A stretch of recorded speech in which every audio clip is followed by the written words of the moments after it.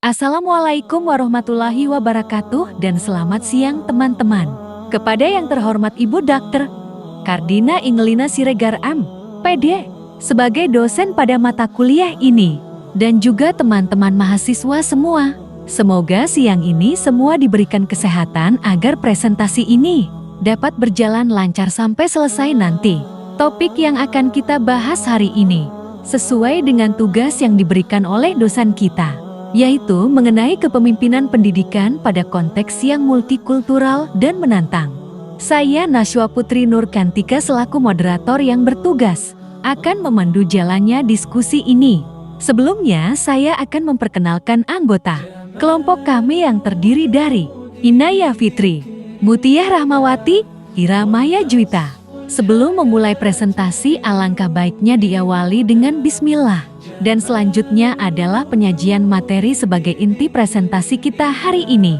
Untuk itu, saya akan menyampaikan latar belakang dari materi ini. Selanjutnya saya memberi kesempatan kepada penyaji untuk mempresentasikan hasil diskusi. Di Indonesia, pendidikan multikultural sangat penting untuk diterapkan, mengingat keragaman budaya, suku, dan agama yang ada. Ribuan suku dan budaya Indonesia, serta diakuinya terdapat 6 agama besar, merupakan potensi besar kekayaan bangsa dan negara. Namun di sisi lain, keberagaman tersebut juga mengandung potensi konflik negatif dan kesalahpahaman, yang bukannya menjadi kekuatan suatu bangsa, justru berujung pada disintegrasi bangsa. Munculnya berbagai konflik di Indonesia akibat kesalahpahaman dan perbedaan pendapat antar suku sebenarnya dapat dicegah jika konsep Bhinneka Tunggal Ika benar-benar diwujudkan, seperti yang telah tercantum di dalam Al-Quran An-Nahl ayat 90. Ayat ini menekankan bahwa kepemimpinan harus didasarkan pada keadilan, tanpa memihak pada kelompok tertentu secara tidak adil, termasuk dalam konteks pendidikan multikultural. Pengertian kepemimpinan pendidikan dalam konteks multikultural. Kepemimpinan pendidikan multikultural adalah konsep yang berfokus pada penciptaan lingkungan belajar yang adil dan inklusif bagi semua siswa, terutama mereka yang berasal dari latar belakang yang terpinggirkan. Hal ini berakar pada prinsip-prinsip pendidikan multikultural yang berusaha untuk memberikan kesempatan pendidikan yang sama bagi siswa dari berbagai kelompok ras, etnis, dan kelas sosial. Pendidikan multikultural sangat penting dalam masyarakat global saat ini karena beberapa alasan. Pertama, mempromosikan keagamaan dan inklusi. Kedua, mempersiapkan siswa untuk masa depan, mengurangi prasangka dan diskriminasi.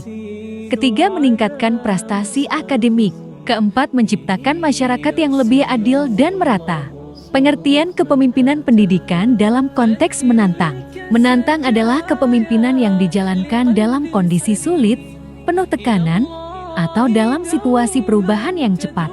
Pemimpin dituntut untuk berpikir strategis, cepat, dan tetap tegas dalam pengambilan keputusan.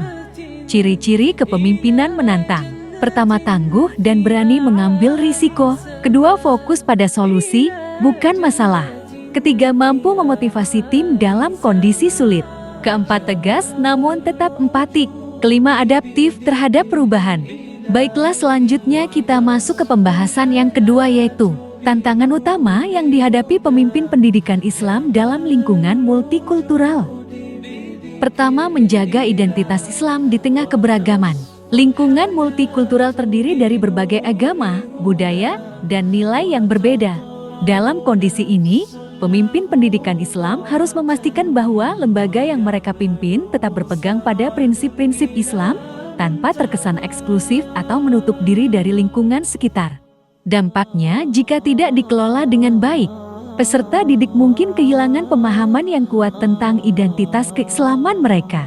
Solusi yang bisa dilakukan: menyusun kurikulum yang tidak hanya mengajarkan agama, tetapi juga keterampilan sosial dan kepemimpinan. Kedua, mengatasi ketimpangan pendidikan dan akses sumber daya. Tidak semua daerah memiliki akses yang sama terhadap pendidikan Islam yang berkualitas. Beberapa lembaga pendidikan Islam mengalami keterbatasan dalam hal A. Dana dan fasilitas yang memadai. B. Tenaga pengajar yang berkualitas. C.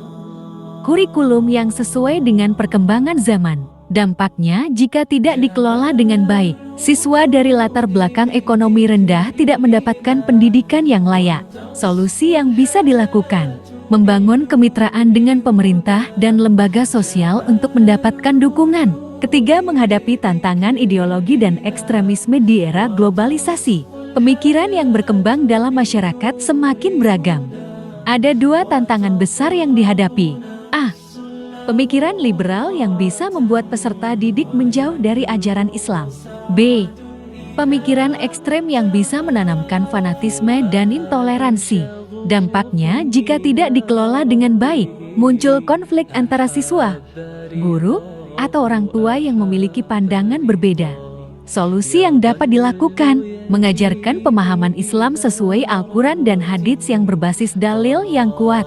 Keempat, mengelola perbedaan pemahaman Islam di kalangan guru dan murid. Islam memiliki berbagai mazhab dan pendekatan dalam hal fikih, akidah, serta metode pendidikan. Perbedaan ini bisa menjadi sumber konflik jika tidak dikelola dengan baik.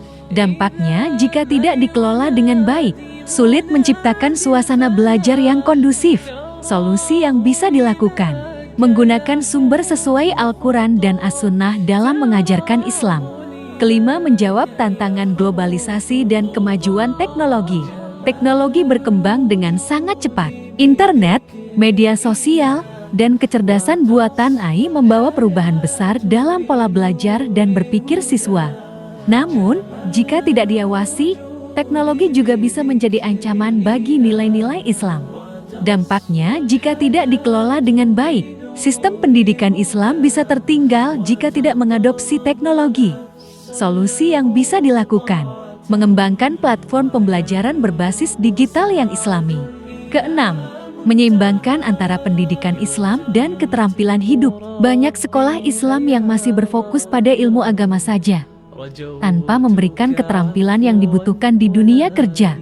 Akibatnya, lulusan sekolah Islam seringkali mengalami kesulitan dalam mendapatkan pekerjaan atau bersaing di dunia profesional. Dampaknya, jika tidak dikelola dengan baik, lulusan sekolah Islam kurang siap menghadapi dunia kerja.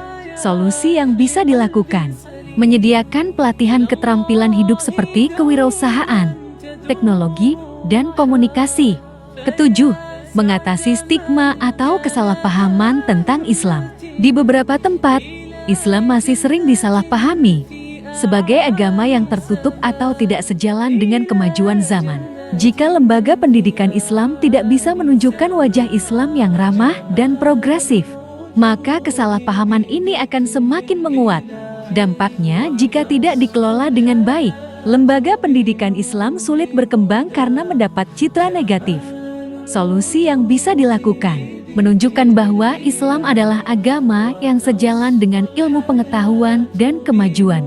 Berikutnya adalah strategi kepemimpinan yang efektif dalam mengelola keberagaman budaya. Pertama, mengembangkan visi dan misi yang inklusif.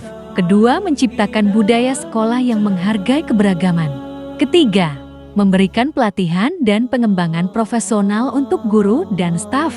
Keempat, menerapkan kurikulum multikultural. Kelima, membangun komunikasi yang efektif dan terbuka. Keenam, mendorong partisipasi siswa dalam pengambilan keputusan.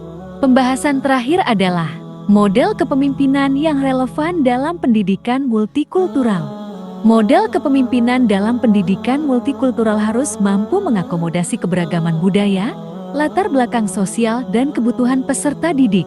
Model-model kepemimpinan yang relevan diantaranya: pertama, kepemimpinan transformasional. Kedua, kepemimpinan inklusif. Ketiga, kepemimpinan demokratis. Keempat, kepemimpinan berbasis nilai. Kelima, kepemimpinan kolaboratif. Keenam, kepemimpinan kultural. Kita lanjut ke kesimpulan. Dalam dunia pendidikan yang semakin beragam, kepemimpinan multikultural menjadi aspek penting dalam menciptakan lingkungan belajar yang inklusif dan harmonis. Pemimpin pendidikan dengan perspektif multikultural tidak hanya berperan sebagai pengelola, tetapi juga sebagai fasilitator yang mampu membangun kesadaran, menghargai perbedaan, serta mendorong kerjasama antara berbagai kelompok budaya. Oleh karena itu, Diperlukan pemimpin yang memiliki pemahaman mendalam tentang berbagai latar budaya, mampu menerapkan strategi inklusif, serta memiliki visi untuk menciptakan lingkungan yang adil dan toleran. Demikian diskusi kami dari kelompok 7. Saya sebagai moderator mohon maaf atas banyaknya kekurangan ataupun kesalahan, karena kesempurnaan hanyalah milik Allah. Sebelum menutup presentasi ini, mari kita mengucapkan Alhamdulillahirobbil alamin. Kami dari kelompok 7 mengucapkan terima kasih atas perhatiannya. Wassalamualaikum warahmatullahi wabarakatuh.